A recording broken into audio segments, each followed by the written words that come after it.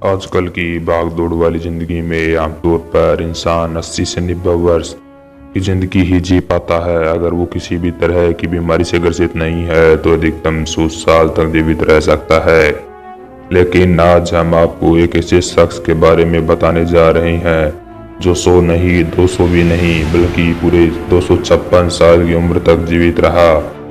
जी हाँ, ली चिंग युआन ही वह शख्स था जो पूरे 256 साल तक जीवित रहा। ली चिंग का जन्म 3 मई 1677 को चीन के किंजियांग जिले में हुआ था, जबकि उनकी मृत्यु 6 मई 1933 हुई थी।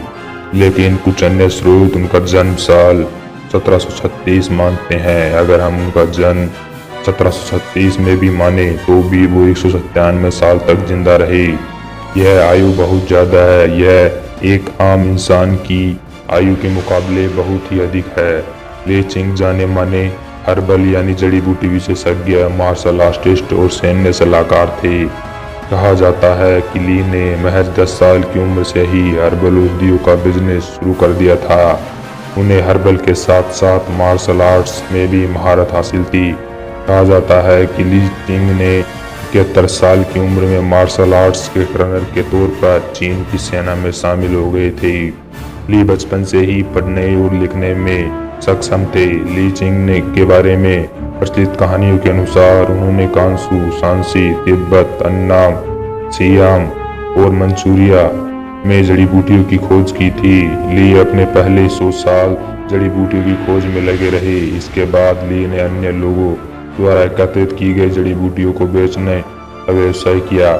कहा जाता है कि उन्होंने चीनी जड़ी बूटियों के अलावा गोजी बेरी, लिंगजी, जंगली जिनसेन जैसी जड़ी बूटियों को भी बेचा था।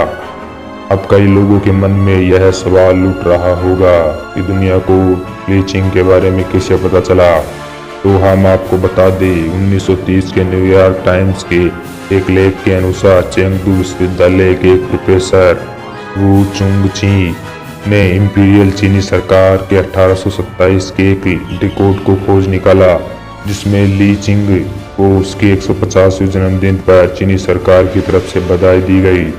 यही नहीं, एक अन्य पत्र में ली चिंग को उनके 200वें जन्मदिन पर भी सरकार द्वारा बधाई दी गई।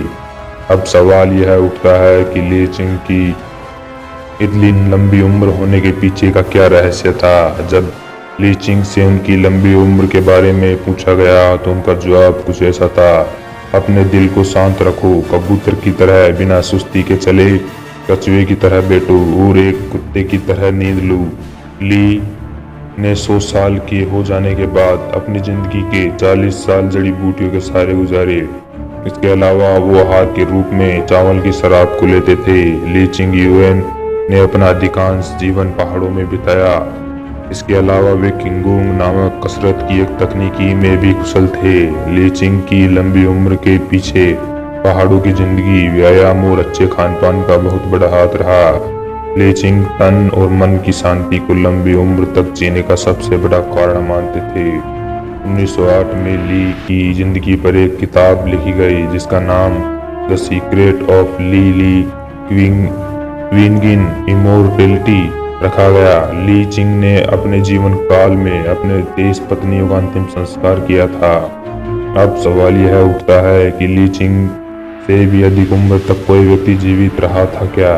इस बारे में डेली हंट की एक रिपोर्ट के अनुसार ली चिंग के एक स्टूडेंट के अनुसार ली की मुलाकात एक ऐसे शख्स से हुई थी जो 500 साल से भी ज़्यादा उम्र तक जीवित रहा। उसी ने ली को लंबी उम्र तक जीने के लिए किंगोंग व्यायाम सिखाया और उचित खान पान के निर्देश दिए। हालांकि 500 वर्ष के उस व्यक्ति के बारे में कोई रिकॉर्ड उपलब्ध नहीं है, लेकिन यह तो सच है कि ली चिंग को लंबी उम्र का राज किसी न किसी ने तो जरूर बताया होगा।